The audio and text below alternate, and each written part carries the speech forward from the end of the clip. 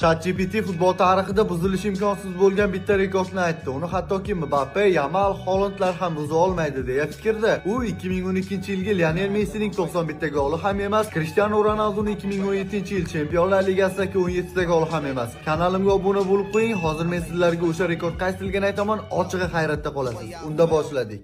Demak, ChatGPTning fikricha Robert Lewandowskining 9 daqiqalik qo'rqinchli master klassi futbol tarixida takrorlanmas rekord deya qayd etildi. Eslatib o'taman, 2015-yil Robert Lewandowski futbol tarixidagi eng dahshatli rekordlardan birini Wolfsburgga qarshi yaratdi. Attiga 9 daqiqa ichida 5 ta gol. Wolfsburgga qarshi zaxiradan maydonga tushib, u 0-1 hisobidagi farqni Bavariyaning 5-1 hisobidagi g'alabasiga aylantirdi. Urilgan gollarning daqiqalariga e'tibor bering. 51, 52, 55, 57 va 60. Qarabsizki, hisob 5-1. Lyon va bisotida sveji bo'lgan pentatrik. Dahshati, xususlar rostdan ham Lyonning bu fantastik 9 daqiqasi futbol tarixida takrorlanmas rekordmi? Fikrlaringizni kommentariyaga qoldiring.